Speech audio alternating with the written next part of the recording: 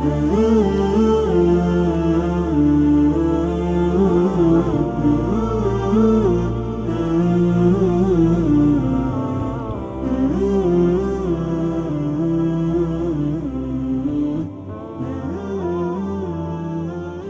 للہ وکفا وسلام علی عبادہ الذین اصطفیٰ خصوصاً علی نبینا محمد المصطفیٰ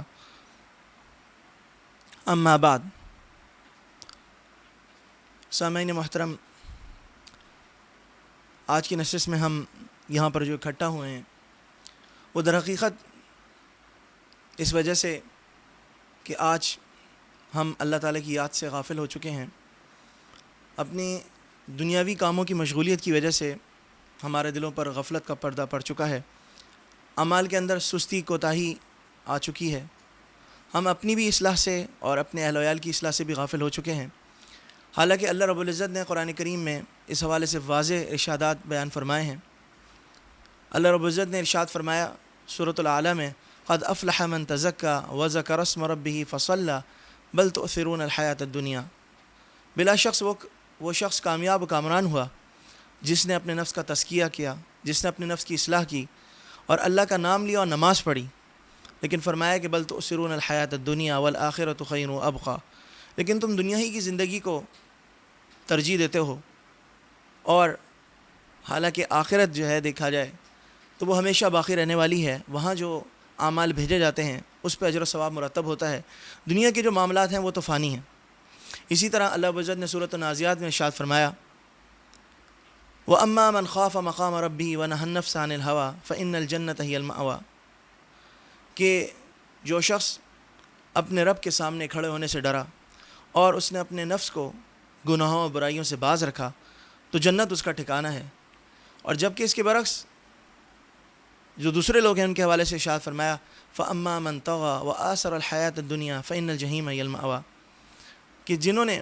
سرکشی اختیار کی، جنہوں نے بغاوت کی، اللہ تعالیٰ کے احکامات سے روگردانی کی اور دنیا ہی کی زندگی کو سب کچھ جانا، حلال و حرام کی تمیز کھو دی، عبادات و طاعات کو انجام نہیں دیا، گناہ و فسق و فجور میں زندگی کو گزارا، تو جہنم ایسے لوگوں کا ٹھکانہ ہے. تو اللہ رب العزت نے قرآن کریم میں چیزوں کو کھول کھول کر بیان کیا ہے. یہی وجہ ہے کہ اللہ رب العزت نے قرآن کریم میں جگہ جگہ ہمیں اطاعت و فرمانبرداری میں مشغول ہونے کی اور گناہوں اور برائیوں سے بچنے کا اہتمام کرنے کی تعلیم دی ہے. اللہ رب العزت نے ارشاد فرمایا، یا ایھا الناس اتقوا ربکم ان زلزلۃ الساعۃ شیء عظیم. اے لوگوں، اپنے رب کا تقوی اختیار کرو، بے شک قیامت کا جو زلزلہ ہے وہ ایک بہت بڑی چیز ہے. تو یہاں پر اللہ رب العزت نے جو اتقوا ربکم فرمایا ہے یہ بیسیکلی تقوی ہے، اور تقوی وقایہ سے نکلا ہے جس کے معنی ہیں بچنا، احتیاط کرنا، باز رہنا. اور مفسرین نے اس تقوی کی تعریف یوں بیان فرمائی کہ تقوی دل کی اس کیفیت کا نام ہے جس میں انسان اللہ تعالیٰ کی عظمت، اس کے خوف کو اور اس کی محبت کو اپنے دل میں بسا کر نیکیوں کی طرف شدید رغبت اور گناہوں و برائیوں سے شدید نفرت پیدا کر لے. تو یہ تقوی ہے. اسی طرح ایک روایت میں حضرت عمر فاروق رضی اللہ تعالیٰ عنہ سے روایت ہے کہ انہوں نے حضرت ابی بن کعب رضی اللہ تعالیٰ عنہ سے تقوی کا مفہوم دریافت فرمایا. تو انہوں نے ارشاد فرمایا کہ اے امیر المومنین، کیا کبھی آپ کا خاردار جھاڑیوں سے گزر ہوا ہے؟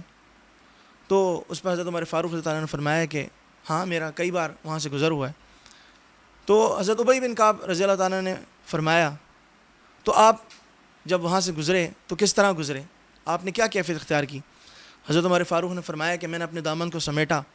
اور ایک ایک قدم احتیاط سے رکھا کہ کہیں میرا دامن کانٹوں میں نہ الجھ جائے. تو اس پر حضرت ابی بن کعب نے فرمایا کہ اے امیر المومنین، یہی تقوی ہے. تو تقوی در حقیقت اپنے ارد گرد جو گناہوں کا دلدل ہے، جو فسق و فجور کے سامان ہیں، ان سے اپنے دامن کو بچا کر سمیٹ کر چلنا ہے اور اللہ تعالیٰ کی اطاعت و فرمانبرداری میں مشغول ہونا ہے. تو جہاں ایک طرف خود اللہ رب العزت نے تقوی اختیار کرنے کا حکم دیا، تو نبی کریم صلی اللہ علیہ وآلہ وسلم نے بھی اپنی بے شمار احادیث میں امت کو تعلیم دی کہ وہ اپنے رب کا تقوی اختیار کریں. نبی کریم صلی اللہ علیہ وآلہ وسلم نے ارشاد فرمایا، اوصی کا بتقوی اللہ فإنہ رأس کل شیء، او کما قال علیہ الصلوۃ والسلام، میں تمہیں تقوی اختیار کرنے کی وصیت کرتا ہوں، چونکہ وہ ہر عبادت کی روح ہے، ہر عبادت کی جان ہے۔ یہاں پر بھی تقوی سے مراد یہی ہے کہ انسان فسق و فجور گناہوں کی زندگی کو چھوڑ دے اور اللہ تعالیٰ کی اطاعت و فرمانبرداری کے کام میں مشغول ہو جائے، نیکیوں کی طرف رغبت دکھائے اور برائیوں سے باز رہے۔ اور جب ایک طرف اللہ رب العزت نے تقوی اختیار کرنے کا حکم دیا تو دوسری طرف اپنی اصلاح کے ساتھ ساتھ اہل و عیال کی بھی اصلاح کی تعلیم دی۔ سورہ تحریم کی آیت نمبر 6 میں اللہ رب العزت نے ارشاد فرمایا، یا ایھا الذین آمنوا قوا انفسکم واہلیکم نارا، اے ایمان والوں اپنے آپ کو اور اپنے اہل و عیال کو، بیوی بچوں کو جہنم کی آگ سے بچاؤ۔ وقودھا الناس والحجارہ، فرمایا جس کا ایندھن انسان اور پتھر ہے۔ روایت میں آتا ہے، تفسیر روح المعانی میں علامہ آلوسی رحمۃ اللہ علیہ نے وہ روایت ذکر کی ہے، حضرت عمر فاروق رضی اللہ تعالیٰ عنہ نے جب یہ آیت سنی تو نبی کریم صلی اللہ علیہ وسلم کی خدمت میں حاضر ہوئے اور دریافت فرمایا، اے اللہ کے رسول، اس آیت میں یہ جو فرمایا گیا ہے کہ اپنے آپ کو جہنم کی آگ سے بچاؤ، وہ تو سمجھ میں آ گیا کہ انسان اللہ تعالیٰ کی اطاعت و فرمانبرداری کے کام میں مشغول ہو اور گناہوں برائیوں سے اپنے نفس کو بچائے، لیکن اپنے بیوی بچوں کو جہنم کی آگ سے کیسے بچائے، یہ آپ سمجھا دیجیے۔ تو نبی کریم صلی اللہ علیہ وآلہ وسلم نے ارشاد فرمایا کہ جن کاموں سے اللہ تعالیٰ نے تمہیں منع فرمایا ان کاموں سے خود بھی رک جاؤ اور اپنے اہل و عیال کو بھی روکو، اور جن کاموں کے اللہ نے کرنے کا حکم دیا ہے ان کاموں کو بجا لاؤ اور اپنے اہل و عیال کو بھی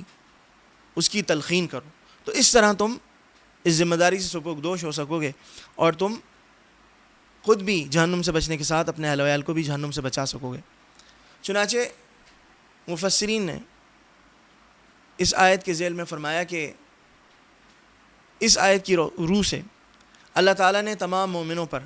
یہ بات لازم کر دی ہے کہ وہ اپنے اہل و عیال کی فکر کریں، ان کے اعمال اور اخلاق کی اصلاح کی فکر کی جائے۔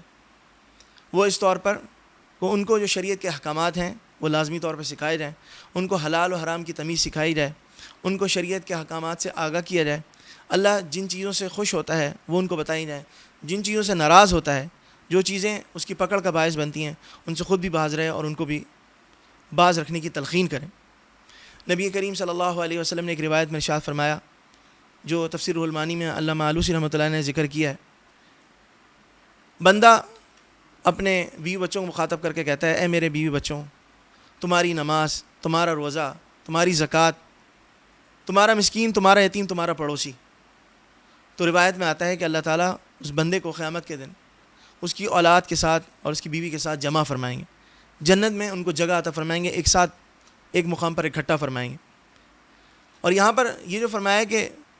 بندہ جو اپنے بیوی بچوں کو مخاطب کر کے کہتا ہے کہ تمہاری نماز، تمہارا روزہ، تمہاری زکوٰۃ، اس کا مطلب یہ ہے کہ تم نماز کا، روزے کا، زکوٰۃ کا خیال رکھو، اسی طرح مسکین کا، یتیم کا اور اپنے پڑوسیوں کا خیال رکھو، ان کے حقوق کو ادا کرو، اس میں غفلت نہ برتو۔ تو فرمایا کہ یہ لوگ بہت خوش نصیب ہیں۔ یہی وجہ ہے کہ اللہ رب العزت نے سورۃ طور میں ارشاد فرمایا، والذین آمنوا واتبعتهم ذریتهم بایمان الحقنا بهم ذریتهم وما التناهم من عملهم من شیء، جو لوگ ایمان لائے اور اسی طرح ان کی ذریت، ان کی اولاد میں سے جو لوگ ایمان لائے اور ایمان کے تقاضوں کو پورا کیا، تو اللہ تعالیٰ روز قیامت ان کو ایک جگہ جمع فرمائیں گے۔ وما التناهم من عملهم من شیء، اور اللہ تعالیٰ ان کے جو والد ہیں، جو سرپرست ہیں، جنہوں نے بچوں کی تربیت کی، پرورش کی، تو اللہ تعالیٰ ان کے والد کے عمل میں کوئی کمی نہیں فرمائیں گے، ان کے اجر میں کوئی کمی نہیں فرمائیں گے۔ مفسرین نے فرمایا کہ اگر والد کے اعمال زیادہ ہیں تو اللہ تعالیٰ اس کو جنت میں جو درجہ عطا فرمائیں گے، تو اب اولاد کے اعمال چاہے وہ کم ہی کیوں نہ ہوں، لیکن جب انہوں نے عمل صالحہ والی زندگی اختیار کی تو اللہ تعالیٰ اس شخص کو خوش کرنے کے لیے اس کی اولاد کو بھی اس کے ساتھ جنت میں اس مقام پر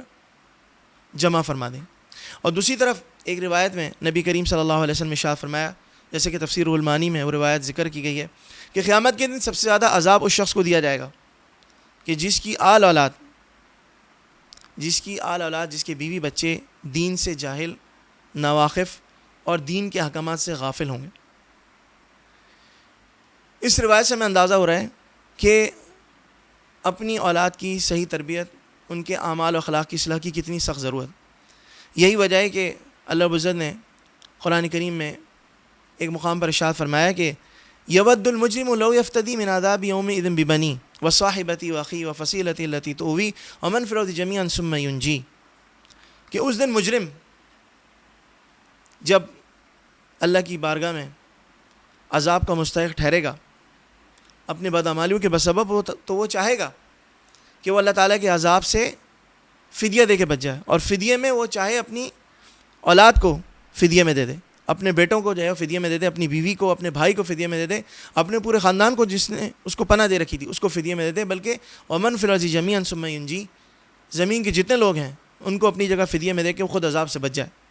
تو آگے اللہ تعالیٰ نے فرمایا کلا، ہرگز ایسا نہیں ہوگا، انہا لظیٰ، دوزخ کی آنکھ تو بہت بھڑکتی ہوئی ہے، نزاعۃ للشویٰ، کھال اڑا لے جانے والی ہے، کھال جلا دینے والی ہے، تدعو من ادبر وتولیٰ، وہ ہر اس کو بلائے گی،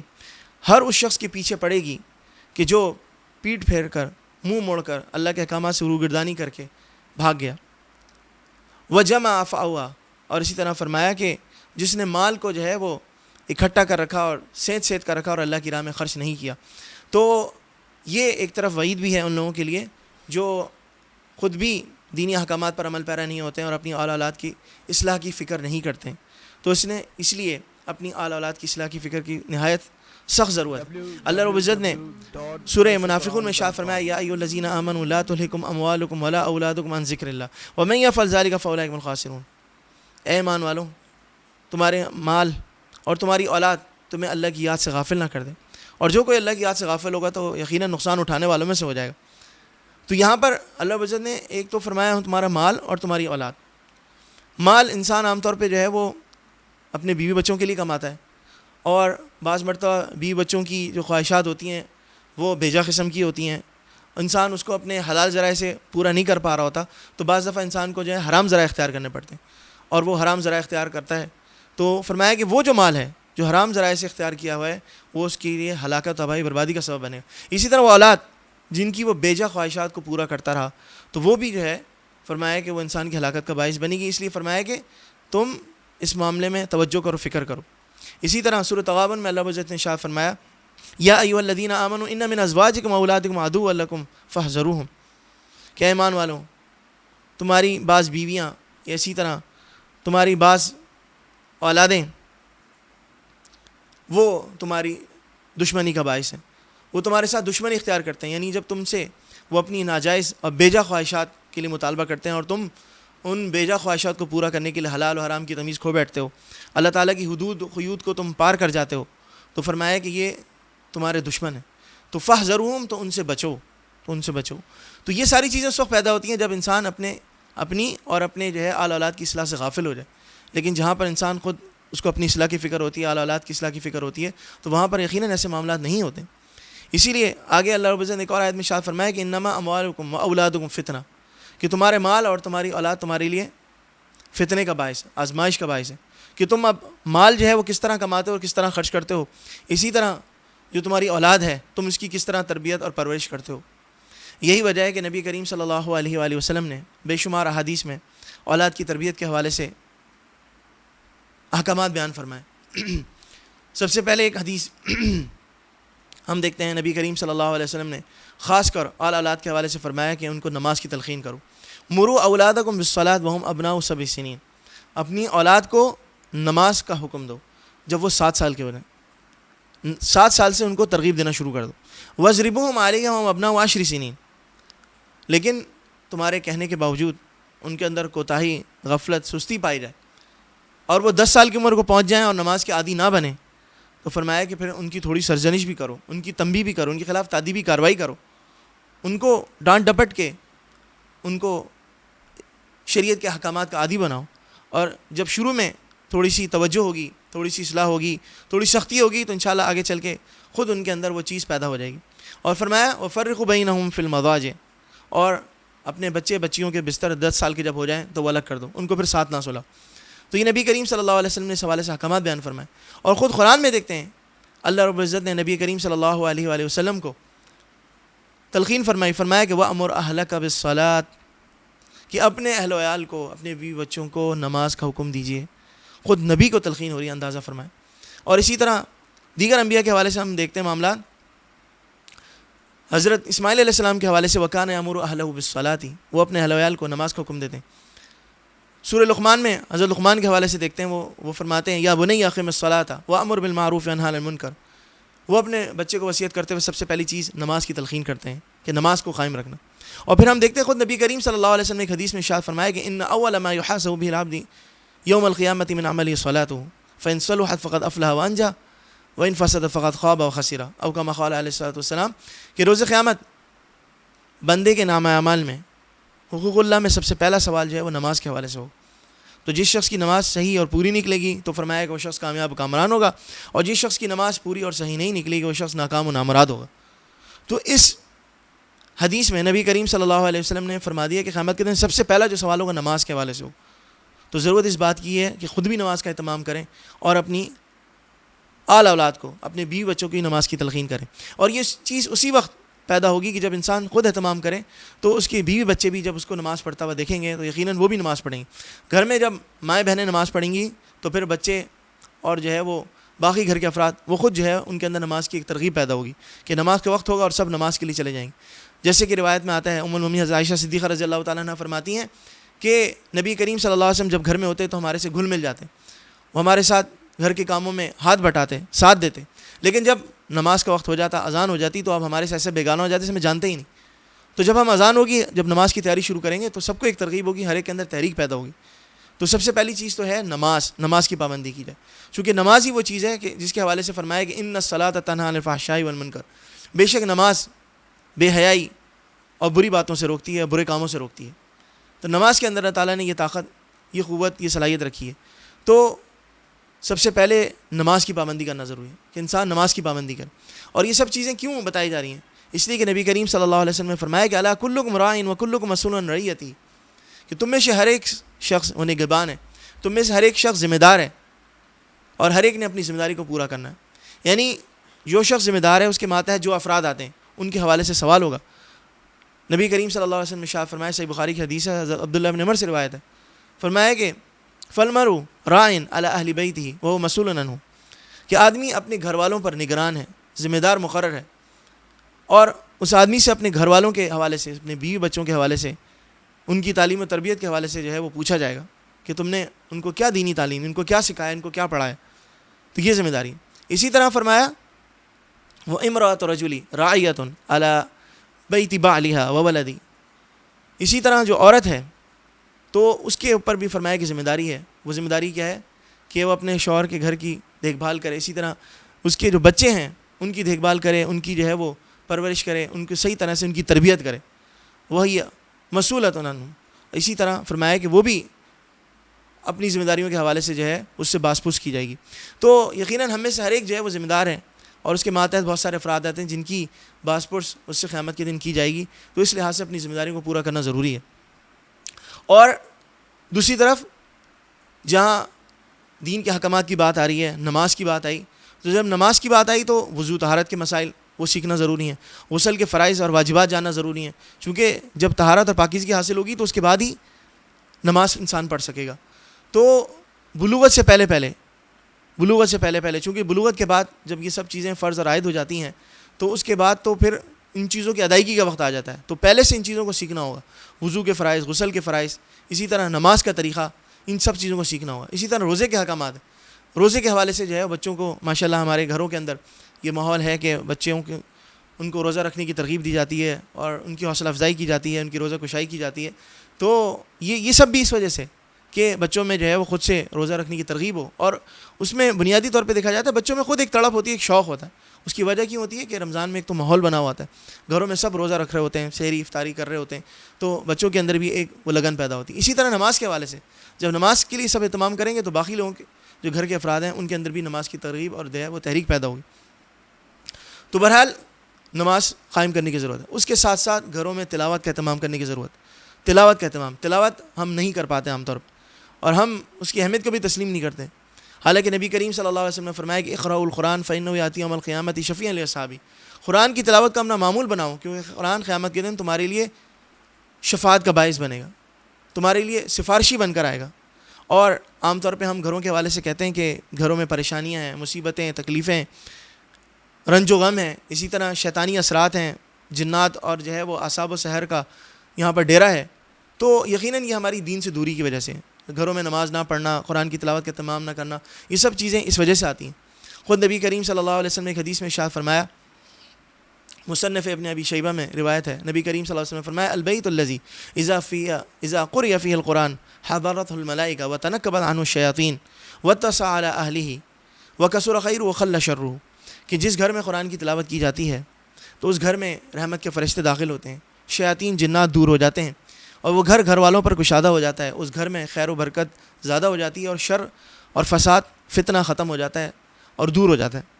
تو یہ قرآن کی تلاوت کا جو ہے اثر ہے، اس کی برکت ہے۔ اسی طرح نبی کریم صلی اللہ علیہ وسلم نے اس گھر کی مثال بھی دی کہ وَإِنَّ الْبَيْتَ الَّذِي لَمْ يُقْرَأْ فِيهِ الْقُرْآنُ حَضَرَتْهُ الشَّيَاطِينُ وَتَنَكَّبَتْ عَنْهُ الْمَلَائِكَةُ وَضَاقَ عَلَىٰ أَهْلِهِ وَكَثُرَ شَرُّهُ وَقَلَّ خَيْرُهُ، اور جس گھر میں قرآن کی تلاوت نہیں کی جاتی اس گھر میں شیاطین اور جنات اصحاب سحر وہ اپنا ڈیرا ڈال لیتے ہیں، اور رحمت کے فرشتے اس گھر سے دور ہو جاتے ہیں، اور وہ گھر گھر والوں پر تنگ ہو جاتا ہے، اس میں ناچاکیاں، جھگڑے، فساد یہ سب شروع ہو جاتے ہیں، اور فرمایا کہ اس گھر میں جو ہے وہ شر و فساد زیادہ ہو جاتا ہے اور خیر و بھلائی کم ہو جاتی۔ اور خاص کر اگر ہم دیکھتے ہیں نبی کریم صلی اللہ علیہ وسلم نے سورہ بقرہ کی فضیلت کے حوالے سے ارشاد فرمایا کہ لا تجعلوا بیوتکم مقابر،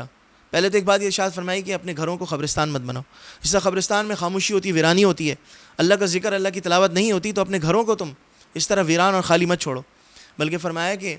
اپنے گھروں کو اللہ تعالیٰ کی ذکر اور تلاوت سے معمور کرو۔ اس کے حوالے سے پھر سورہ بقرہ کی ترغیب دیتے ہوئے فرمایا کہ وَإِنَّ الشَّيْطَانَ يَنْفِرُ مِنَ الْبَيْتِ الَّذِي يُقْرَأُ فِيهِ سورۃ البقرہ، شیطان اس گھر سے دور بھاگ جاتا ہے کہ جس گھر میں سورہ بقرہ کی تلاوت کی جاتی ہے۔ تو ہم قرآن کریم کی تلاوت کا اپنا معمول بنائیں، اور اسی طرح خاص کر جو صورتیں جن کے فضائل ہیں اور جن کے حوالے سے نبی کریم صلی اللہ علیہ وسلم نے اپنی اعلیٰ اولاد کو بھی تعلیم دی ہے، ترغیب دی ہے سکھانے کی، وہ صورتیں سکھانی چاہیے۔ سورہ واقعہ کے حوالے سے سنن بہقی میں روایت ہے، حضرت عبداللہ بن مسعود رضی اللہ تعالیٰ عنہ فرماتے ہیں نبی کریم صلی اللہ علیہ وسلم نے ارشاد فرمایا من قرأ سورۃ الواقعات فی کل لیلۃ لم تصبہ فاقۃ،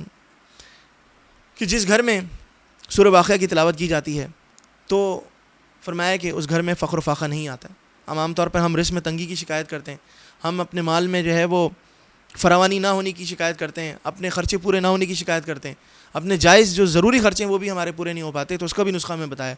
کہ جس گھر میں سورہ واقعہ کی تلاوت کی جاتی ہے، اور جو شخص رات کے وقت سورہ واقعہ کی تلاوت کرتا ہے جس کا وقت مغرب کے بعد سے شروع ہو جاتا ہے، اور رات کو سونے سے پہلے انسان اس کی تلاوت کر کے سوئے، تو فرمایا کہ اس گھر میں فقر و فاقے کی نوبت نہیں آتی۔ حضرت عبداللہ بن مسعود رضی اللہ تعالیٰ عنہ حدیث کے راوی ہیں، ان کے حوالے سے آتا ہے کہ وہ اپنی صاحبزادیوں کو اس کی تلقین کیا کرتے تھے، اور جو ہے وہ صاحبزادیاں ان کی رات کو سونے سے پہلے اس کی تلاوت کا اہتمام کیا کرتی تھیں۔ اسی طرح سورہ یاسین کے حوالے سے فرمایا کہ سورہ یاسین کے حوالے سے فرمایا من قرأ یاسین فی صدر النہار قضیت حوائجہ، جو شخص دن کے اول حصے میں سورہ یاسین کی تلاوت کرتا ہے تو اللہ تعالیٰ اس کی دن بھر کی حاجتوں کو پورا فرما دیتا ہے۔ ہم عام طور پہ دیکھتے ہیں کہ ہم گھر میں تو پریشانیاں بعض دفعہ ہوتی ہیں، اس کے علاوہ جب ہم گھر سے باہر نکلتے ہیں اپنے کام کاج کے لیے یا دیگر کاموں کے حوالے سے تو مشکلات پیش آتی ہیں، اس میں رکاوٹیں آتی ہیں، ہم کوئی کام صحیح طریقے سے کر نہیں پاتے ہیں، یا وہ کام انجام پذیر نہیں ہوتا، اس کام میں رکاوٹیں آ جاتی ہیں، وہ ادھورا نامکمل رہ جاتا ہے۔ تو اس کی وجہ یہ ہے کہ ہم اپنے دن کا آغاز اللہ کے نام سے، اللہ کے ذکر سے، قرآن کی تلاوت سے نہیں کرتے۔ اگر ہم اللہ کے ذکر سے، اللہ کے نام سے اور قرآن کی تلاوت سے اپنے دن کا آغاز کریں تو ہمارا دن ہمارے لیے بہت ہی رحمت کا باعث بن جائے، اور ہمارے سارے کام جو ہیں وہ ہمارے سارے رکے ہوئے کام وہ ہمارے بن جائیں۔ جیسے کہ حدیث میں فرمایا ہے کہ جو شخص سورہ یاسین کی دن کے اول حصے میں تلاوت کرتا ہے تو اللہ تعالیٰ دن بھر کی حاجت کو پورا فرما دیتا ہے۔ عام طور پہ ہم بدعملی کے شکار رہتے ہیں اور پھر ہم دوسرے لوگوں کو بلیم دیتے رہتے ہیں، یا بعض مرتبہ ہم جو ہے مختلف چیزوں میں نحوست لے لیتے ہیں اور ہم کہتے ہیں کہ آج صبح سے میری ہارڈ لک چل رہی ہے، صبح سے میری بیڈ لک چل رہی ہے، میرا فلاں کام نہیں ہوا، میرا فلاں کام نہیں ہوا، پتہ نہیں میں نے آج کس نعوذ باللہ کس منحوس کا چہرہ دیکھ لیا تھا، اور اس کے بعد سے جو ہے نا مجھ پر یہ کیفیت طاری ہو گئی۔ تو یقیناً جو نحوست ہوتی ہے وہ کہیں باہر سے نہیں آتی، وہ اپنی بدعملی کی نحوست ہوتی ہے یا دین سے دوری کی نحوست ہوتی ہے۔ تو اگر ہم خود دین پر آ جائیں تو یہ ہم سے ساری چیزیں دور ہو سکتی ہیں۔ گھروں میں تلاوت کا معمول بنا لیں، نمازوں کا معمول بنا لیں، تو انشاءاللہ گھروں میں بھی خیر و برکت آئے گی، اور باقی جو ہمارے باہر کی زندگی کے کام ہیں وہ بھی ہمارے آسان ہو جائیں گے۔ اللہ رب العزت نے خود ارشاد فرمایا یا الذین آمنوا استعینوا بالصبر والصلاۃ، ایمان والوں صبر اور صلاۃ کے ذریعے سے، نماز کے ذریعے سے جو ہے وہ اللہ تعالیٰ سے مدد طلب کرو۔ اور نبی کریم صلی اللہ علیہ وسلم کے حوالے سے بھی آتا ہے آپ کو جب کوئی مشکل درپیش آتی تو آپ فوراً نماز کی طرف رجوع کرتے ہیں، بادر الی الصلاۃ، نماز کی طرف رجوع کرتے ہیں، اللہ تعالیٰ سے مدد مانگتے، تو اللہ تعالیٰ سے مدد مانگی ضرور۔ اسی طرح سورہ بقرہ کی آیات کے حوالے سے نبی کریم صلی اللہ علیہ وسلم نے خصوصی طور پہ ارشاد فرمایا، ایک روایت کے اندر جو صحیح روایت ہے، نبی کریم صلی اللہ علیہ وسلم نے ارشاد فرمایا کہ سورہ بقرہ کی آخری جو 2 آیتیں ہیں یہ اللہ رب العزت نے مجھے اس خزانے خاص سے عطا کی ہیں جو عرش عظیم کے نیچے، اور ان 2 آخری آیتوں کے حوالے سے یعنی جو آمن رسول بما انزل الیہ من ربہ والمؤمنون سے لے کے فانصرنا علی القوم الکافرین، جو سورہ بقرہ کی آخری 2 آیات ہیں، ان کے حوالے سے فرمایا کہ فتعلموہن وعلموہن نساءکم فإنہا صلاۃ وقربان ودعاء. یہ جو سورہ بقرہ کی آخری 2 آیات ہیں تو یہ ان کو خود بھی سکھاؤ اور اپنی عورتوں کو سکھاؤ. فرمایا کہ یہ رحمت کا بھی ذریعہ ہیں, اسی طرح اللہ تعالیٰ سے قرب حاصل کرنے کا بھی ذریعہ ہیں, اور اس میں چونکہ مناجات ہیں, التجائیں, دعائیں ہیں, تو اللہ تعالیٰ سے دعا کرنے کا اور مانگنے کا بھی ذریعہ ہے. اسی طرح مستدرک حاکم اور سنن بہقی کی ایک روایت ہے جس میں نبی کریم صلی اللہ علیہ وسلم نے اپنی عورتوں کے ساتھ ساتھ بچوں کو بھی سکھانے کی تلقین کی, اور ان آیتوں کی جو ہے بڑی فضیلت ارشاد فرمائی. ایک روایت میں صحیح بخاری اور صحیح مسلم میں نبی کریم صلی اللہ علیہ وسلم نے فرمایا کہ الآیتان فی آخر سورۃ البقرہ من قرأ بہما فی لیلۃ کفتاہ, کہ سورہ بقرہ کی جو آخری آیت ہے جو شخص ان کے پڑھنے کا اہتمام کرے گا, ان کو رات کو سونے سے پہلے پڑھ کر سوئے گا, رات کو ان کو پڑھ کر سوئے گا, تو فرمایا کہ وہ اس کے لیے کافی ہو جائیں گی. مفسرین نے فرمایا کافی ہونے سے مراد یہاں پر یہ ہے کہ تمام انسان اور جنات کے شر سے اس کو بچا لیں گی, اس کے لیے کفایت کر جائیں گی. اسی طرح اس کی ایک تفسیر بیان کی گئی, تمام آفات, مصائب اور پریشانیوں سے اس کے لیے کفایت کر جائیں گی, نجات کا ذریعہ بنیں گی. اور اسی طرح فرمایا کہ اس کا ایک مطلب یہ بھی ہے کہ رات کے جو ذکر اذکار ہیں جو سونے سے پہلے کرنے چاہیے, جو احادیث میں مسنون اعمال وارد ہیں, اگر اس میں کمی بیشی ہو جاتی ہے تو وہ اس کی طرف سے بھی کفایت کر جائیں گے. اور اسی طرح فرمایا کہ رات کو جو قیام اللیل ہے, تہجد کی نماز ہے, جو نوافل کا انسان کو اہتمام کرنا چاہیے, اگر انسان اہتمام نہیں کر پا رہا تو فرمایا اس کی بھی قائم مقام ہو جائیں گی. تو یہ وہ روایت ہے کہ جس میں نبی کریم صلی اللہ علیہ وسلم نے اپنی عورتوں اور اپنے بچوں کو سکھانے کی تلقین کی ہے. اور ایک اور روایت میں جو صحیح مسلم میں ہے اس میں آتا ہے کہ نبی کریم صلی اللہ علیہ وسلم کی مجلس میں حضرت جبریل امین ایک مرتبہ تشریف فرمائے, اتنے میں اوپر سے جو ہے وہ ایک دروازہ کھلنے کی آواز آئی. حضرت جبریل علیہ السلام سر اٹھاتے ہیں اور نبی کریم صلی اللہ علیہ وسلم سے مخاطب ہو کر فرماتے ہیں کہ آج ایک آسمان کا دروازہ کھلا ہے جو آج سے پہلے لم یفتح الا اليوم, آج سے پہلے کبھی نہیں کھلا. اور پھر اس میں ایک فرشتہ نازل ہوتا ہے اور زمین کی طرف اترتا ہے. تو حضرت جبریل علیہ السلام نبی کریم صلی اللہ علیہ وسلم کو مخاطب کر کے فرماتے ہیں کہ لم ينزل خط الا اليوم, کہ یہ جو فرشتہ ہے آج سے پہلے کبھی نہیں اترا. پھر وہ فرشتہ نیچے اترتا ہے اور نبی کریم صلی اللہ علیہ وسلم خدمت میں حاضر ہوتا ہے, آپ کو سلام کرتا ہے, اور سلام کرنے کے بعد فرماتا ہے ابشر بنورین, کہ آپ 2 نوروں کی خوشخبری حاصل کیجیے. اور اس کے بعد وہ 2 نور کی خوشخبری سناتے ہوئے کہتا ہے کہ لم یؤتہما نبی قبلک, یہ 2 چیزیں ایسی ہیں جو آپ سے پہلے کسی نبی کو نہیں دی گئی. اور فرمایا سورۃ الفاتحہ, فاتحۃ الکتاب و خواتیم سورۃ البقرہ, کہ یہ ایک تو سورہ فاتحہ ہے اور سورہ بقرہ کی آخری آیات ہیں, یہ آپ سے پہلے کسی نبی کو نہیں دی گئی. اور فرمایا کہ اس کے جس حرف کی آپ تلاوت کریں گے تو اللہ تعالیٰ اس کے اندر جو ثواب رکھا ہے وہ بھی آپ کو عطا فرمائیں گے, اور اسی طرح جو اس میں دعا ہے تو اللہ تعالیٰ اس دعا کو بھی قبول فرمائیں گے. تو یہ وہ صورت ہے جس کے بارے میں نبی کریم صلی اللہ علیہ وسلم کو حضرت جبریل علیہ السلام نے فرمایا کہ ایک خاص فرشتہ اس کے لیے نازل ہوا ہے جو آج سے پہلے نازل نہیں ہوا, اور آسمان کا دروازہ خاص طور پہ اس صورت کے نزول کے لیے کھلا ہے, اور آپ سے پہلے کسی نبی کو اس چیز کی تلقین نہیں کی گئی. تو اس چیز کے حوالے سے نبی کریم صلی اللہ علیہ وسلم نے ارشاد فرمایا کہ اس کو سیکھو اور جو ہے وہ اپنے عورتوں کو اور اپنے بچوں کو سکھاؤ. حضرت عمر فاروق رضی اللہ تعالیٰ حضرت علی کرم اللہ وجہہ کے حوالے سے آتا ہے, وہ فرماتے ہیں کہ ہمارا یہ خیال ہے کہ وہ شخص بہت ہی کم عقل ہوگا, اس شخص میں دین کا فہم بہت ہی تھوڑا ہوگا کہ جو شخص اتنے فضائل جاننے کے باوجود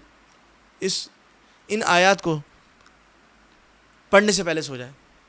تو یہ اس سے اندازہ ہوتا ہے کہ یہ کتنی اہم آیات ہیں, ان کو سیکھنا اور اپنی آل اولاد کو جو ہے سکھانا ضروری ہے. اسی طرح ہم دیکھتے ہیں کہ ہماری جو دین سے دوری کا نتیجہ ہے وہ دراصل مادہ پرستی ہے. ہمارے اندر بہت زیادہ مادہ پرستی آ چکی ہے, ہم دنیا کی چیزوں کو سب کو سمجھتے ہیں. اپنی آل اولاد کے حوالے سے بھی ہم یہ سمجھتے ہیں کہ ان کو اچھے اسکول میں تعلیم دلا دی جائے, ان کی جو تعلیمی ضروریات ہیں, ان کو مثال کے طور پر ٹیوشن کی ضرورت ہے تو ان کو ٹیوشن مہیا کر دیا جائے, تو اس سے ہم جو ہے سبکدوش ہو جاتے. باقی ان کی دینی تعلیم و تربیت کی جو ہے ہم ضرورت محسوس نہیں کرتے, چونکہ ہم یہ سمجھتے ہیں کہ اگر ان کو اچھی تعلیم دی جائے گی تو آگے چل کر اچھی ملازمت ملے گی, اچھی ملازمت ملے گی تو اچھا روزگار ان کو ملے گا, تو ان کے لیے خوشحالی آئے گی, تو وہ ماں باپ کے لیے بھی یقیناً خوشحالی کا باعث بنے گا. تو ہم دنیا کی زندگی کو سب کچھ سمجھتے ہیں, حالانکہ خود قرآن کریم اللہ تعالیٰ نے فرمایا من کان یرید حرث الآخرۃ نزد لہ فی حرثہ, جو شخص آخرت کی کھیتی کا طالب ہوگا تو ہم اس کو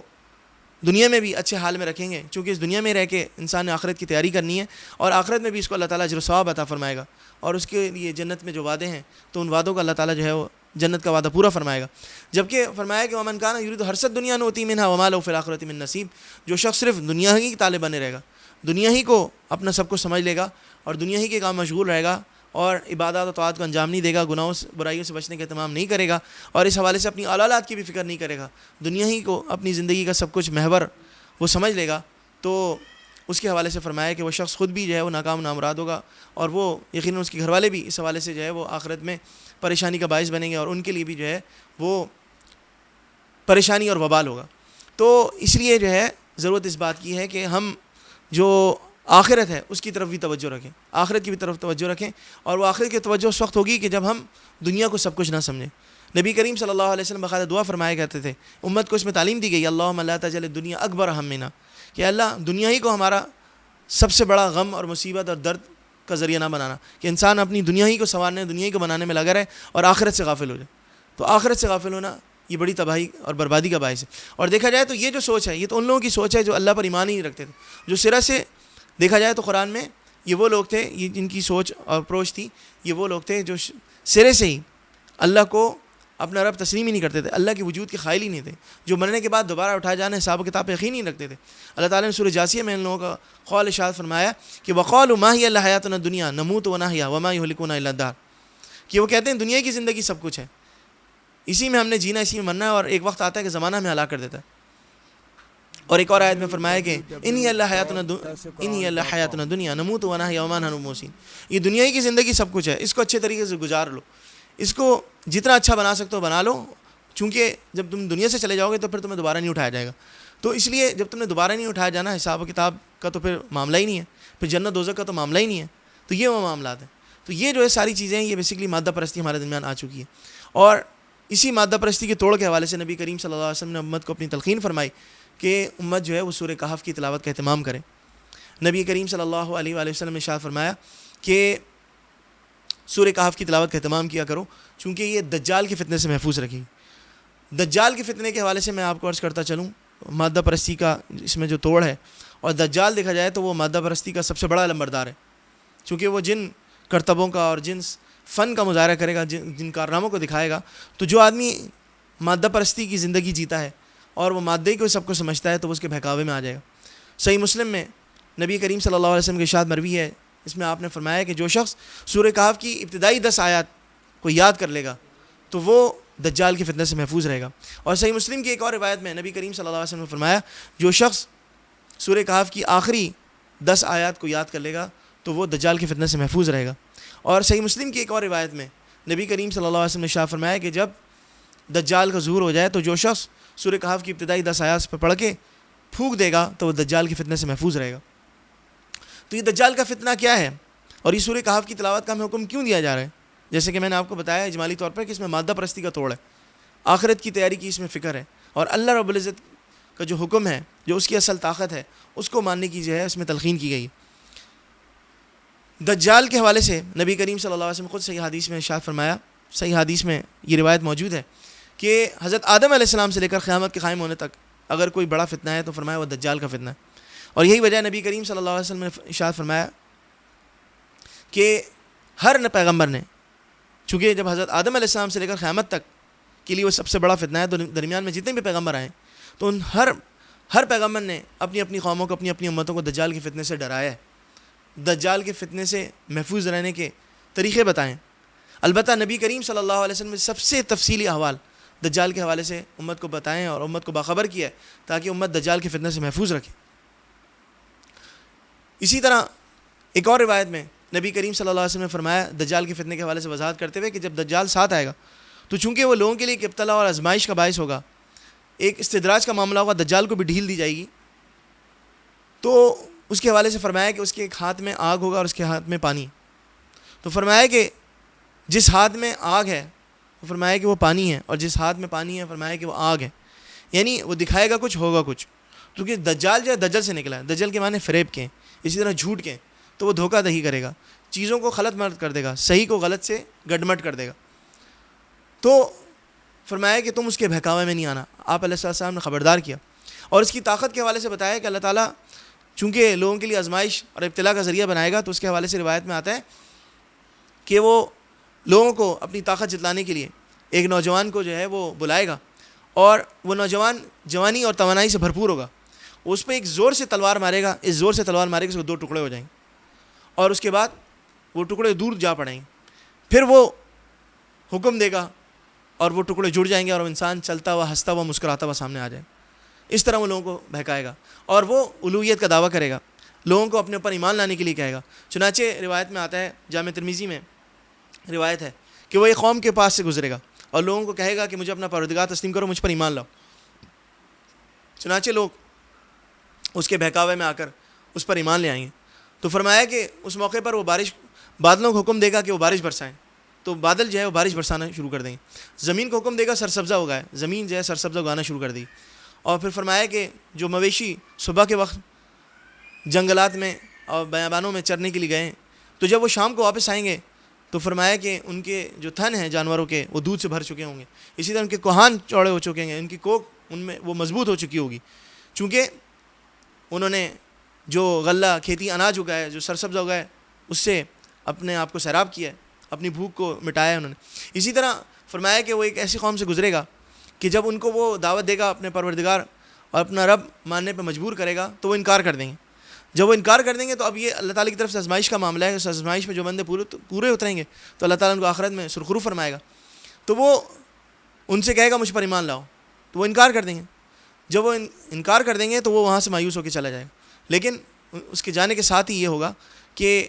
جو سرسبزہ اور جو خوشحالی ہوگی، رزق میں فراوانی ہوگی، وہ اس طور پر ختم ہو جائے گی کہ زمین میں قحط سالی آ جائے گی، خوش سالی آ جائے گی، لوگ تباہال ہو جائیں گے، ان کے مویشی جو ہے وہ بھوک اور پیاس کی وجہ سے مرنے شروع ہو جائیں گے.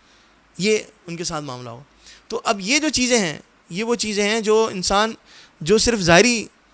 دنیا پر یقین رکھتا ہے اور جو اپنی نظروں سے چیزیں نظر آنے والی ہیں، جو آخرت کے وعدوں پر، اسی طرح غیب کی باتوں پر، جو ہڈن میٹر پر، انسین ٹروتھ پہ،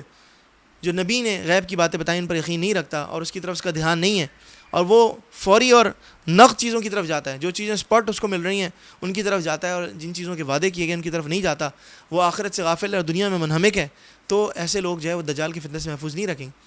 یہاں تک کہ فرمایا کہ وہ دجال لوگوں کو مس گائیڈ کرنے کے لیے فرمایا کہ وہ اس کے ماں باپ کی شکل کے 2 جنات لا کے کھڑا کر دے گا. انسان سمجھے گا کہ یہ میرے ماں باپ ہیں، حالانکہ اس کے ماں باپ مر چکے ہوں گے. تو وہ جنات جو ہے وہ اس کے ماں باپ کا روپ دھار کر آئیں گے اور اس کو کہیں گے کہ اے بیٹا، یہ جو تمہیں حکم دے رہا ہے اس کی حکم کی بجاوری کرو. اندازہ کریں کہ وہ کس قسم کا فتنہ ہوگا، اتنا بڑا فتنہ ہوگا. اور جو سورہ کہف ہے، بیسیکلی کہف غار کو کہتے ہیں، اور اس میں چونکہ اللہ رب العزت نے غار والوں کا قصہ بیان کیا ہے، اس وجہ سے جو ہے اس کو سورہ کہف کے نام سے موسوم کیا گیا. اور اس میں جو ہے وہ 7 نوجوانوں کا ذکر ہے. جیسے عبداللہ ابن عباس رضی اللہ عنہ کی روایت ہے کہ وہ 7 نوجوان تھے جو اپنے دور کا جو دقیانوس بادشاہ تھا، وہ جو قوم تھی اس زمانے کی، وہ بت پرستی اور شرک میں مبتلا تھی، وہ بتوں کو سجدہ کیا کرتے تھے. تو یہ لوگ جو تھے توحید پرست تھے. اللہ تعالیٰ نے ان کو ایمان اور ہدایت ان کو نصیب فرمایا تھا اور ان کو خود اپنے طور پر شرک سے بیزاری جو ہے وہ ان کو نصیب ہوئی تھی. تو انہوں نے جو ہے اس چیز کو سوچ کر کہ کہیں یہ ہمیں بھی شرک پہ مجبور نہ کریں، بتوں کو سجدہ کریں مجبور نہ کریں، انہوں نے جا کے غار میں پناہ لے لی تھی. اور اللہ تعالیٰ نے ان کے ساتھ اپنے رحم و کرم کا اس طور میں معاملہ فرمایا کہ ان کو اللہ تعالیٰ نے ان کو سلا دی. اور خود قرآن کریم کی آیت میں کہ وَلَبِثُوا فِي كَهْفِهِمْ 300 سِنِينَ وَازْدَادُوا تِسْعًا، وہ 309 سال سوتے رہے، 309 سال تک سوتے رہے. تو اب 309 سال کے بعد اللہ رب العزت نے ان کو جو ہے وہ دوبارہ ان کو نیند سے بیدار کیا. ان کو سو بھوک لگی تو اس وقت انہوں نے آپس میں بحث کی کہ آیا ہم کتنا دن کا حصہ رہے یہاں پر. کسی نے کہا کہ ہم جو ہے نا وہ ہم دن کا کچھ حصہ سوئے یہاں پر. تو حالانکہ وہ 309 سال سوئے تھے وہ. تو اب یہاں پر یہ دیکھیے کہ اب اگر ہم ظاہری آنکھوں سے دیکھتے ہیں اور اپنے ورلڈلی میٹرز کے حوالے سے ہم دیکھتے ہیں تو 309 سال ایک آدمی جو ہے بھوکا پیاسا جو ہے ایک جگہ پڑا رہے اور مٹی اس کو نہ کھائے، اس کے کپڑے خراب نہ ہوں اور جو ہے وہ زندہ رہے، یہ کیسے ہو سکتا ہے؟ تو اللہ رب العزت نے یہ جو واقعہ بیان کیا ہے، تو یہ سورہ جو کہف ہے، تو یہی وجہ ہے کہ چونکہ اس میں مادہ پرستی کا پورے طور پہ توڑ موجود ہے. اسی طرح اس میں جو حضرت موسیٰ علیہ السلام، حضرت خضر علیہ السلام کا جو واقعہ بیان کیا گیا، اسی طرح ذوالقرنین بادشاہ کا ذکر کیا گیا جس نے جو ہے وہ یاجوج ماجوج کے فتنے سے، فساد سے لوگوں کو بچانے کے لیے ایک دیوار بھی تعمیر کی تھی. تو اس میں بڑے عجائبات کا ذکر کیا گیا اور اس میں اللہ رب العزت کی قدرت اور حقانیت کو جو ہے وہ بڑائی اور بزرگی کو جو ہے بیان کیا گیا. تو اس لیے فرمایا کہ جو ہے جو شخص سورہ کہف کی تلاوت کا اہتمام کرے گا تو اللہ تعالیٰ اس کو دجال کے فتنے سے محفوظ رکھے گا. تو اب یہاں پر بعض لوگوں میں بحث چھڑ گئی کہ دجال جو ہے وہ آیا فرد واحد ہے، یہ کسی نظام کا نام. عام طور پہ لوگ جو ہے وہ اب یہ سمجھنے لگے ہیں کہ دجال کسی نظام کا نام، یہ کوئی فرد واحد نہیں ہے. لیکن دیکھا جائے تو اس صحیح حدیث کا انکار ہے. نبی کریم صلی اللہ علیہ وسلم کی صحیح حدیث میں اس کو فرد واحد کہا گیا. لیکن یقیناً یہ جو مادہ پرستی کا ایک نظام ہے، آج ہمارے معاشرے میں رائج ہو چکا ہے، جس کی مثالیں ہمارے سامنے روز روشن کی طرح واضح ہیں، ہم اس کا روزمرہ زندگی میں مشاہدہ کر رہے ہوتے ہیں، تو یقیناً وہ اس نظام کو سپورٹ کریں گے. جیسے کہ مثال کے طور پہ جو ہے ہم دیکھتے ہیں کہ ہمیں دکھایا کچھ جاتا ہے، ہوتا کچھ ہے. یہ چیز ہمارے معاشرے میں آج عام ہو چکی ہے. خاص کر جو ہم اپنی ایڈورٹائزنگ ایجنسیز ہیں یا مختلف انٹرنیشنل برانڈس کے حوالے سے ہم بات کرتے ہیں، تو انہوں نے جس طرح مارکیٹنگ پروموشنز کے حوالے سے جو طریقہ اپنایا ہے، تو وہ اس میں ہمیں وہ دجالی تہذیب کی عکاسی نظر آتی ہے. ان کو اس حوالے سے فکر کرنی چاہیے. ہو سکتا ہے بہت ساروں کی علم میں یہ بات نہ ہو، لیکن اس میں دجالی تہذیب کی عکاسی ہوتی ہے. دجالی تہذیب کیا ہے کہ دنیا کی زندگی سب کچھ ہے، دنیا کو سنبھالو، دنیا کو جو ہے بنا لو، آخرت کچھ بھی نہیں ہے. تو اب اس حوالے سے ہم دیکھتے ہیں، تو خود میں نے آپ کے سامنے عرض کیا کہ یہ تو دہریوں کا جو قرآن میں خدا کی وجود کے سرے سے منکر تھے، جو مرنے کے بعد دوبارہ اٹھائے جانے کے منکر تھے، ان کے حوالے سے جو ہے اللہ تعالیٰ نے ان کی روش بیان فرمائی ہے کہ ما ہی اللہ حیاتنا دنیا نموت و نحیا، کہ دنیا کی زندگی سب کچھ ہے، اسی میں ہم جیتے مرتے ہیں. انی اللہ حیاتنا دنیا نموت و نحیا ما نحن بموتین، اور اسی میں ہم نے جینا ہے مرنا ہے. اپنی دنیا کو زندگی کو سنوال لو، اور ہم نے دوبارہ اٹھایا جانا نہیں ہے، نہ حساب و کتاب ہم نے دینا ہے. تو اب ہماری بعض برانڈز ہیں، انہوں نے جو ہے مختلف قسم کے سلوگن اختیار کیے ہیں. ایک جو ہے وہ سلوگن کے حوالے سے اگر ہم بات کرتے ہیں، تو جو ہے وہ ایک بہت مشہور سلوگن ہے، وہ استعمال کیا جاتا ہے، کھا لے پی لے جی لے. یعنی دنیا کی زندگی کا مقصد کیا ہے؟ کھا لو پی لو جی لو، بس اپنی خواہشات کی تکمیل کر لو تو تم اپنے مقصد کو پالو. تو حالانکہ دیکھا جائے تو یہ بڑی خطرناک بات ہے. یہ تو اللہ رب العزت نے قرآن کریم میں جانور اور چوپایوں کے حوالے سے فرمایا، لہم قلوب لا یفقہون بہا ولہم اعین لا یبصرون بہا، کہ ان کے دل ہیں لیکن وہ سمجھ نہیں رکھتے. اسی طرح فرمایا کہ جو ہے نا وہ آنکھیں وہ دیکھتے نہیں ان سے، اولئک کالانعام بل ھم اضل، وہ چوپایوں کی طرح ہیں بلکہ چوپایوں سے بھی بدتر ہیں. تو یہ اس آیت میں اللہ رب العزت نے جو ہے ہمیں یہ چیز بتائی ہے کہ انسان کا جو کام ہے وہ اپنے دل کو جو ہے وہ اللہ کی یاد اور فکر میں لگائے. اسی طرح جو ہے وہ اللہ تعالیٰ نے کائنات میں جو نشانیاں چھوڑی ہیں ان میں غور و فکر سے کام لے، اور اسی طرح جو ہے وہ آنکھوں سے قدرت کی جو کائنات کے اندر جو کرشمہ سازیاں ہیں ان کو جو ہے وہ دیکھے، اور اس سے جو ہے نا وہ کیا کرے، عبرت حاصل کرے. اسی طرح جو پچھلے قوموں کے واقعات بیان کریں، تو اس میں جب قرآن کی وہ تلاوت کا تمام کرے گا، قرآن سے تعلق اور لو لگائے گا، تو اس کے سامنے پہ ساری چیزیں آئیں گی، اور انسان خود بخود جو ہے وہ آخرت کی اس میں فکر پیدا ہوگی، اور دنیا اور مادہ پرستی جو ہے اس کو وہ چھوڑ دے گا. اسی طرح ہم دیکھتے ہیں کہ ایک برانڈ ہے موبائل کے حوالے سے، انہوں نے جو ایک سلوگن اختیار کیا، فل ٹائم مستی نان اسٹاپ فن. مطلب یہ کہ اگر آپ ہماری پروڈکٹ خرید لیں گے تو آپ کو جو ہے فل ٹائم فن حاصل ہوگا، اور فل ٹائم جو ہے آپ مستیوں میں لگے رہیں. تو حالانکہ دیکھا جائے تو یہ فل ٹائم فن اور نان اسٹاپ مستی، تو یہ تو دنیا کے اعتبار سے بھی ہم دیکھتے ہیں کہ ماں باپ اپنے بچوں کو جو ہے اس بات کی اجازت دے سکتے ہیں؟ نہیں. یقیناً ماں باپ یہ کہتے ہیں اپنے بچوں کو تعلیم حاصل کرو، اس کے لیے وقت دو. اگر جو ہے تم تعلیم حاصل صحیح طرح نہیں کرو گے، امتحان میں اچھی طرح تم نمبر نہیں لاؤ گے، تو تمہیں جو ہے پھر آگے کیسے پڑھ سکو گے؟ تم جو ہے سب کے لیے تم ناکامی کا باعث بنو گے، تم سب کے لیے شرمندگی کا باعث بنو گے. تو یہ تو ہم اپنے دنیاوی معاملات کے حوالے سے اس بات کی اجازت نہیں دیتے، تو اخروی معاملات کے اعتبار سے وہ اللہ جس نے جو ہے ہمیں اپنی بندگی کے لیے تخلیق فرمایا، تو وہ کیسے جو ہے اس بات کی اجازت دے سکتا ہے؟ اور خود قرآن کریم میں اللہ وجل نے ایک اور آیت میں ارشاد فرمایا، افحسبتم انما خلقناکم عبثا وانکم الینا لا ترجعون، کیا تم یہ گمان کرتے ہو ہم نے تمہیں ایسی عبث اور بیکار پیدا کر دیا اور تمہاری طرف لوٹائے نہیں جاؤ گے، تمہارا کوئی حساب و کتاب نہیں ہوگا؟ اسی طرح فرمایا وما خلقنا السماء والارض وما بینہما باطلا، ہم نے زمین آسمان کو ایسی عبث اور بیکار پیدا نہیں فرمایا.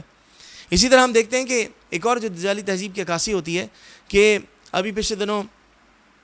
ایک موبائل برانڈ ہے، اس نے جو ہے وہ ایک اعلان کیا، اس نے اپنی ایک پبلسٹی کے لیے ایک تشہیر کا سلسلہ اپنایا. اس نے کہا کہ جو ہے وہ 1 روپے کا موبائل، لوگ جب اس کمپنی کے پاس موبائل لینے کے لیے گئے تو پتہ چلا وہ 2000 روپے کا موبائل تھا، لیکن انہوں نے یہ کیا تھا کہ 1999 روپے کا اس میں بیلنس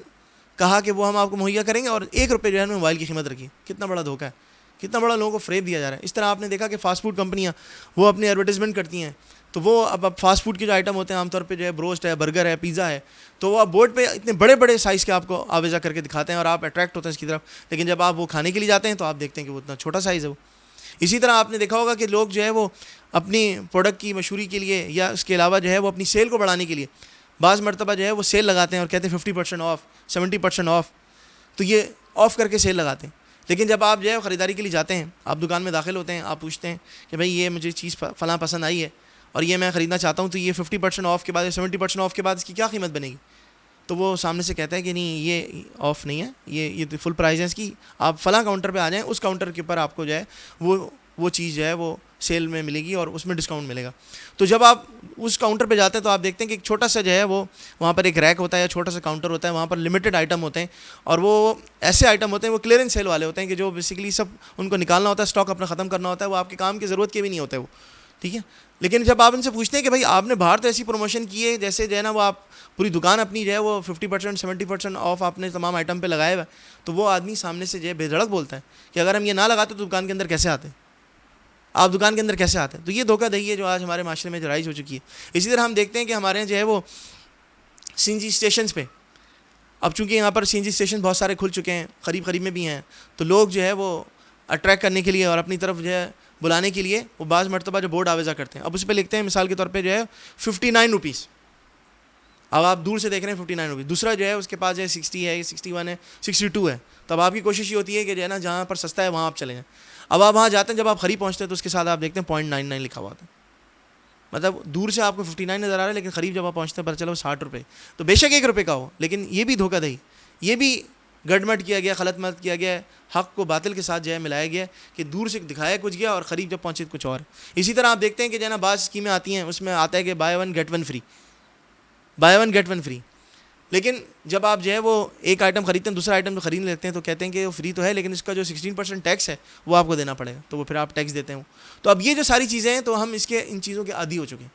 تو ان سب چیزوں کے عادی ہو چکے ہیں, اور اس میں جو ہے حق کو جو ہے باطل کے ساتھ غلط ملت کر دیا گیا ہے, چیزوں کو گڑمٹ کر دیا گیا ہے, اور یہ جو ہے یقیناً دجالی تہذیب کے لیے جو ہے ایک پلیٹ فارم تیار کیا جا رہا ہے کہ لوگ جو ہے ذہنی طور پر آمادہ ہو جائیں. تو یقیناً جو دنیا کی زندگی کو سب کو سمجھتے ہیں, جیسے کہ خود اللہ رب العزت نے قرآن کریم میں ارشاد فرمایا فَأَمَّا مَن طَغَىٰ وَآثَرَ الْحَيَاةَ الدُّنْيَا فَإِنَّ الْجَحِيمَ لِمَنْ يَرَىٰ, کہ جو شخص بغاوت اور سرکشی کو اختیار کرے گا اور دنیا کی زندگی کو سب کو سمجھ لے گا اور دنیا کی زندگی کو آخرت پہ ترجیح دے گا, تو وہ یقیناً جو ہے وہ اپنی آخرت کا نقصان کرے گا اور جو ہے وہ آخرت میں اس کے لیے جو ہے برا ٹھکانہ ہے. تو ضرورت اس بات کی ہے کہ ہم قرآن کریم کی دوبارہ اس آیت کی طرف آتے ہیں جس میں اللہ عز و جل ارشاد فرمایا قُوا أَنفُسَكُمْ وَأَهْلِيكُمْ نَارًا, کہ ایمان والو اپنے آپ کو اور اپنے اہل و عیال کو جہنم کی آگ سے بچاؤ. تو ضرورت اس بات کی ہے کہ ہم اس بات کی فکر کریں کہ کس طرح ہم خود بھی نمازوں کا, قرآن کی تلاوت کا جو ہے اہتمام کرنے والے بنیں اور اپنے بیوی بچوں کو بھی اس کی عادت ڈالیں. اسی طرح ہمارے گھروں میں ایک چیز اور بھی ہے, بے پردگی بڑی عام ہو چکی ہے. ہم اپنی بچیوں کو جب اسکول کالج یونیورسٹی بھیجتے ہیں تو لگتا نہیں ہے کہ بچیاں یہ پڑھنے جا رہی ہیں یا جو ہے اسکول کالج یونیورسٹی میں ماڈلنگ کرنے جا رہی ہیں. اب تو وہ بند صبر کے جو ہے جانے کا سلسلہ شروع ہو گیا, لگتا ہی نہیں ہے کہ ماں باپ کے ساتھ رہتی ہیں. حالانکہ خود قرآن کریم کی آیت ہے جس میں نبی کریم صلی اللہ علیہ وسلم کو اللہ تعالیٰ نے مخاطب کے فرمایا کہ یا نبی قل لأزواجک و بناتک و نساء المؤمنین یدنین علیہن من جلابیبہن, کہ اے نبی آپ اپنی بیویوں سے, اسی طرح اپنی صاحبزادیوں سے, اور اسی طرح جو مومن عورتیں ہیں ان کو آپ حکم دیں کہ جب وہ گھروں سے نکلا کریں تو اوڑھنیاں کریں, سر سے لے کے پاؤں تک جو ہے وہ مستور ہو کے نکلا کریں. تو ضرورت اس بات کی ہے کہ ہم جہاں پر جو ہے وہ دیگر چیزوں کے حوالے سے ہمیں فکر کرنے کی ضرورت ہے, تو وہاں جو بے پردگی ہے اس کا جو سیلاب عام ہو چکا ہے تو اس کی بھی بڑی سخت ضرورت ہے. ہم اپنے اولاد کے حوالے سے اس حوالے سے بالکل بے فکر ہیں. حالانکہ ہم دیکھتے ہیں کہ اب جو آج کل جو فیشن رائج ہو چکے ہیں اور ہماری بچیاں جو فیشن اختیار کرتی جا رہی ہیں اور وہ ٹائٹ فٹنگ کی اور سی تھرو لباس جو ہے وہ اب عام ہوتے جا رہے ہیں, دوپٹے اترتے جا رہے ہیں, سلیو لیس کپڑے آ چکے ہیں. نبی کریم صلی اللہ علیہ وآلہ وسلم نے ارشاد فرمایا کہ ان عورتوں کے حوالے سے مائلات ممیلات کاسیات عاریات, کہ وہ عورتیں خود بھی مردوں کی طرف مائل ہونے والی ہیں اور مردوں کو اپنی طرف مائل کرنے والی ہیں, اور فرمایا کہ وہ کاسیات عاریات ہیں, یعنی کپڑے جو ہیں انہوں نے ایسے پہنے وہ نیم بھرانا ہے. تو فرمایا کہ جو ایسی عورتیں ہیں وہ جہنم کی زیادہ حقدار ہیں, اور جنت فرمایا کہ اس کی جو خوشبو ہے وہ حالانکہ میلوں دور سے آ رہی ہوگی لیکن وہ اس کی خوشبو کو بھی نہیں پا سکیں. تو اب یہ جو ساری چیزیں ہیں اس کی فکر کون کرے گا, اور یہ جو چیز ہے یہی معاشرے میں بے حیائی فحاشی اور ریانی کا باعث بن رہی ہے. اور پھر دوسری طرف قرآن کریم میں خود اللہ رب العزت نے کھول کے صاف بیان فرما دیا کہ ان الذین یحبون ان تشیع الفاحشۃ فی الذین آمنوا لہم عذاب علیم فی الدنیا والآخرہ, کہ جو لوگ اس بات کو پسند کرتے ہیں کہ مومنوں کے اندر فحاشی اور ریانی پھیلے. اسی طرح ہماری ایڈورٹائزنگ کمپنیز ہیں جو خاص کر میں جو گورنمنٹ سے تعلق رکھتے ہیں, جو لان ان سے پرنٹ سے تعلق رکھتے ہیں, جو مارکیٹ میں جو ہے وہ لان کے پرنٹ انٹروڈیوس کرواتے ہیں, جو بڑی بڑی ہماری کمپنیاں ہیں, تو ان کے مالکان سے بھی میری درخواست ان سے گزارش ہے کہ وہ جو اپنی پروموشن کے لیے عورتوں کو جو ذریعہ بناتے ہیں اور پھر جو ہے وہ معاشرے میں بے حیائی فحاشی کے ارتکاب کا ذریعہ بنتے ہیں, اسی طرح اللہ تعالیٰ کی رحمت سے بھی دوری کا باعث بنتے ہیں کہ جب وہ شارع عام پہ وہ اس طرح عورتوں کی جو ہے وہ نازبہ قسم کی جو ہے قابل اعتراض قسم کی تصاویر جو ہے آویزہ کرتے ہیں اور قوم کی بیٹیوں کو جو ہے اپنی بیٹیوں کو جو ہے وہ اشتہار اور پروموشن کا ذریعہ بناتے ہیں, تو ان سب کے لیے بھی لمحہ فکری ہے کہ وہ قرآن کریم کی وعید سے ڈریں کہ لہم عذاب الیم فی الدنیا والآخرہ، دنیا آخرت میں جو ہے ان کے لیے عذاب ہے. اور دنیا میں عذاب کیا ہے؟ وہ رزق کی تنگی ہے. دنیا میں عذاب یہ ہے کہ ان کو ہر وقت دولت کے کم ہو جانے اور جو ہے نا کھو جانے، ختم ہو جانے کا ڈر فکر لائق رہتا ہے. اس کے علاوہ دنیاوی پریشانیاں ہیں، مصائب ہیں، تکلیفیں ہیں، بیماریاں ہیں، یہ سب اپنی جگہ. اور آخرت کی جو رسوائی ہے اور وہاں جو عذاب ہے وہ تو الگ ہے. وہ تو ضرورت اس بات کی ہے کہ ہم اجتماعی طور پر اس بات کی فکر کریں اور ہر آدمی اپنے گھر سے اس کا آغاز کرے. اور خود جیسے کہ نبی کریم صلی اللہ علیہ وآلہ وسلم نے ارشاد فرمایا الا کلکم راعٍ وکلکم مسئول عن رعیتہ، تم میں سے ہر ایک نگہبان ہے. تو اب آدمی یہ نہ سوچے کہ یہ تو فلاں کی ذمہ داری ہے، فلاں کی ذمہ داری ہے. آدمی کی اپنی جو ذمہ داری بنتی ہے، اس کے جو ماتحت افراد ہیں، تو انسان جو ہے وہ اس کے حوالے سے وہ سب سے پہلے جو ہے وہ اس فکر کو اپنے دل میں پیدا کرے. تو جب انسان خود اس فکر کو پیدا کرے گا تو سب سے پہلے تو خود اس عمل کو، جو نیک عمل ہے اس کو اختیار کرے گا، جو گناہ و برائی کا عمل ہے اس سے باز رہے گا، تو یقیناً دوسروں کو بھی اس بات کی تلقین ہوگی. لیکن اگر انسان خود گناہوں سے بچنے کا اہتمام نہیں کر رہا اور اعمال صالحہ والی زندگی اختیار نہیں کر رہا، تو نہ ہی وہ دوسروں کو ترغیب دے سکے گا اور نہ ہی وہ اس کی بات میں اثر ہوگا. تو ضرورت اس بات کی ہے کہ ہم اپنی جو دنیا کی زندگی ہے اس میں رہ کے آخرت کی تیاری فکر کریں اور اپنی جو ہے وہ آخرت کو سنوال لیں. اور یہ اولاد اگر ہم نے اس میں دنیا میں اس کی اچھی تربیت، تعلیم اور پرورش کی، اس کو دین کی بھی سکھایا، دنیاوی تعلیم کے ساتھ دین بھی سکھایا، تو یہ اولاد نہ صرف ہمارے لیے دنیا میں فخر کا باعث ہوگی بلکہ آخرت میں ہمارے لیے سرخروئی کا باعث ہوگی. نبی کریم صلی اللہ علیہ وسلم نے ارشاد فرمایا اذا مات الانسان انقطع عمله الا من ثلاث، جب انسان مر جاتا ہے تو اس کا عمل منقطع ہو جاتا ہے، لیکن فرمایا کہ چند چیزیں ایسی ہیں جو مرنے کے بعد بھی اس کا ثواب ملتا رہتا ہے. جس میں سے ایک چیز فرمائی خاص طور پر او ولد صالح یدعو لہ، کہ جو اس کی نیک اولاد ہے، جو اس کے لیے ماں باپ کے لیے بعد میں جو دعائیں مغفرت کرتی رہتی ہے، تو وہ اس کو جو ہے اس کا ثواب ملتا رہتا ہے. بعض مرتبہ بندہ جو ہے وہ اللہ تعالیٰ سے بارگاہ میں رجوع فرماتا ہے اور فرماتا ہے کہ اللہ میرے تو اتنے اعمال بھی نہیں تھے، مجھے اتنا کہاں سے نصیب کیا گیا، مجھے اتنا کہاں سے عطا کیا گیا. تو اللہ تعالیٰ فرماتا ہے کہ تیرے بیٹے کے استغفار کی بدولت ہے، یہ تیری اولاد کی استغفار کی بدولت، تیری اولاد کی جو ہے وہ نیک اعمال اور اسی طرح جو ہے اطاعت کے کاموں میں مشغولیت کی وجہ سے جو تو نے ان کو تعلیم و تربیت دی تھی. اور اولاد کا تو معاملہ یہ ہے کہ ماں باپ جب ان کی اولاد کی تربیت کرتے ہیں اور اس کے بعد جب دنیا سے فوت ہو جاتے ہیں، تو جب تک وہ اولاد نیک کام کرتی رہتی ہے اور راہ حق پہ چلتی رہتی ہے، گناہوں اور برائیوں سے بچنے کا اہتمام کرتی رہتی ہے، تو وہ ماں باپ کے لیے صدقہ جاریہ بنتی ہے. ماں باپ کے لیے صدقہ جاریہ بنتی ہے اور اولاد کو اس نیک کام کرتے وقت، قرآن کی تلاوت کرتے وقت، صدقہ خیرات کرتے وقت ان کو نیت کرنے کی بھی ضرورت نہیں پڑتی، بلکہ ڈائریکٹ براہ راست ثواب جو ہے وہ ماں باپ کے اکاؤنٹ میں منتقل ہوتا رہتا ہے. تو یہ کتنی بڑی کامیابی کی بات ہے کہ اگر ہم جو ہے وہ اپنی اولاد کی تعلیم و تربیت کی طرف توجہ دے لیں تو وہ نہ صرف دنیا میں ہمارے لیے سرخروئی اور فخر کا باعث بنے، بلکہ آخرت میں بھی روز قیامت بھی ہمارے لیے وہ سرخروئی کا باعث بنے. دعا ہے کہ اللہ رب العزت ان باتوں پر مجھے بھی اور آپ سب حضرات کو بھی عمل کرنے کی توفیق عطا فرمائے اور اپنی کیپیسٹی میں جو ہمارے اوپر ذمہ داری عائد ہوتی ہیں ان ذمہ داری کو پورے طور پر نبھانے کی توفیق عطا فرمائے. وآخر دعوانا الحمدللہ رب العالمین. www.darsulquran.com